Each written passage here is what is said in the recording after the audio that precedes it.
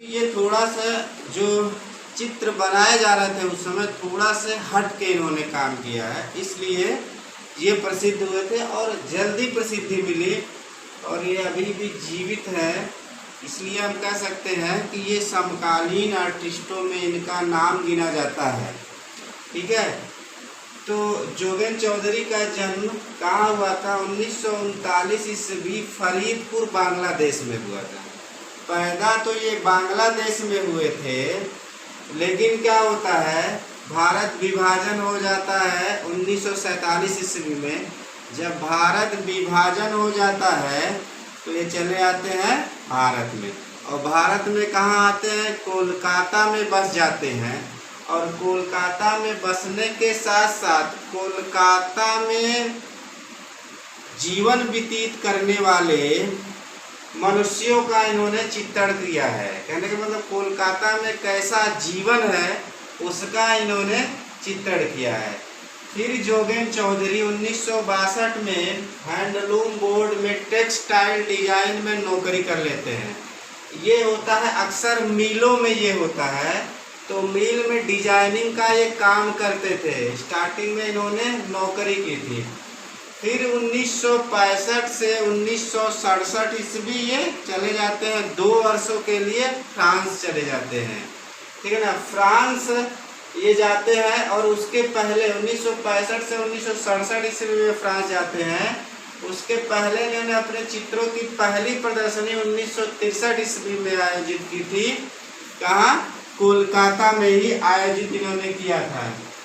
फिर देखिए, ये जोगेन चौधरी 1972 ईस्वी में राष्ट्रपति भवन में क्यूरेटर, राष्ट्रपति भवन में क्यूरेटर का पद होता है, उस पे ये काम करते हैं, उस पद पर नियुक्त होते हैं। और आपको पता ही होगा 1972 ईस्वी में किसकी डेथ हुई थी? यामिनी राय की डेथ हो गई थी। सॉरी, 1972-73, हाँ 1972 में यामिनी राय की डेथ हुई थी और 1973 में पिकासो की डेथ हुई थी फ्रांस में। फिर जो है जोगेन चौधरी 1987 ईस्वी में शांति निकेतन में ये प्रोफेसर बनते हैं। ठीक है, और 1987 आपको पता ही होगा, 1987 में MF हुसैन राज्यसभा में मनोनीत होते हैं। ठीक है, फिर आते हैं जोगेन चौधरी 2014 ईस्वी में राज्यसभा में मनोनीत किए जाते हैं। अब बचा है कि जोगेन चौधरी जो है बंगाली चित्रकार के रूप में फेमस हो गए थे और इनके चित्रण की जो विशेषता है, ये स्त्रियों का चित्रण करते थे। सबसे ज़्यादा इन्होंने स्त्रियों का चित्रण किया है, जिसमें से स्त्रियों के कई रूप, जैसे जो है सुंदर स्त्रियों का इन्होंने चित्रण किया है। वैसे बंगाल में जो है बंगाली बालाएं फेमस हैं, तो सुंदर स्त्रियों का चित्रण, शक्तिशाली स्त्रियों का चित्रण और दुख में दुखशील स्त्रियों का भी इन्होंने चित्रण किया है। और जोगेन चौधरी के चित्रों की जो सबसे बड़ी विशेषता है वो स्वप्न और स्मृति जैसी आकृतियाँ, जैसे स्वप्न देखा हुआ आदमी पूरी तरह से क्लियर नहीं होता है, वैसी आकृतियाँ बनाते थे, या आप स्मृति याददाश्त पर ये चित्रण बनाते थे। ठीक है ना, आकृतियों का ये चित्रण करते थे, स्वप्न, इमेजिन और स्मृति याददाश्त पर ये आकृतियों का चित्रण करते थे। और उसमें से चित्रण करके प्राकृतिक और मनुष्य के संबंधों को ये अपने चित्रों के माध्यम से दिखाते थे कि मनुष्य और प्रकृति का क्या संबंध है। फिर इसके साथ साथ ये मानव आकृतियों का जो चित्रण करते थे, मानव के हाथ और पैर लताओं जैसे बनाते थे। डालियाँ जो होती हैं, फूल गुलाब का हो गया आपका, ठीक है ना, कोई भी जो फूल होता है उसकी जो डालियाँ होती, जो लताएं होती हैं, मनुष्य के हाथ पैर वैसे बनाते थे। और जो मनुष्य के अन्य अंग होते हैं वो फलों जैसे बनाते थे। ठीक है, अब फलों में ढेर सारे फल आते हैं। और जोगेन चौधरी ने आर्टिस्ट फोरम और गैलरी 26 की स्थापना की थी, इन्होंने किया था। ये प्रश्न आ चुका है। ठीक है, और इसके साथ साथ जोगेंद्र चौधरी आर्ट टुडे कला पत्रिका के संपादक भी थे।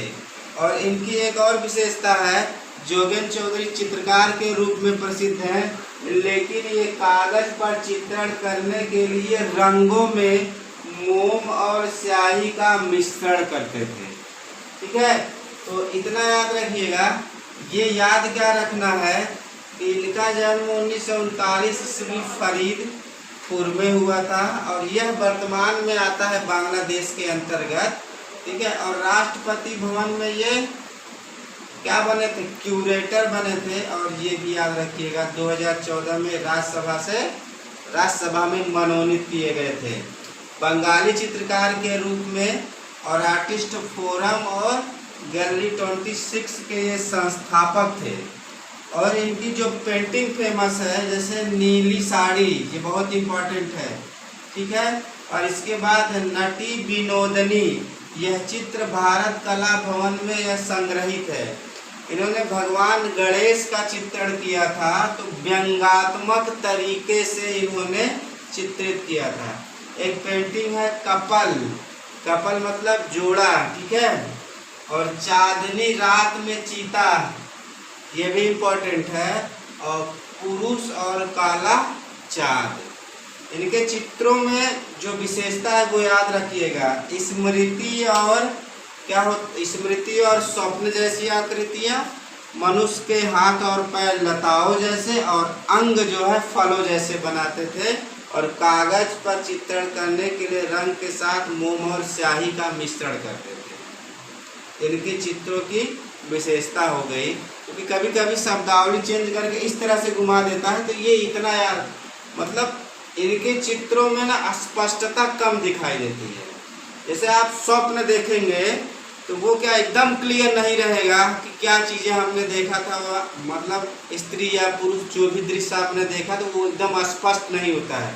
ठीक है, और स्मृति, या कभी आप बहुत दिन पहले कहीं गए हैं, अगर याद है तो वो भी क्लियर नहीं रहता। इस तरह की आकृतियों का चित्रण करने के लिए जोगेंद्र चौधरी प्रसिद्ध है।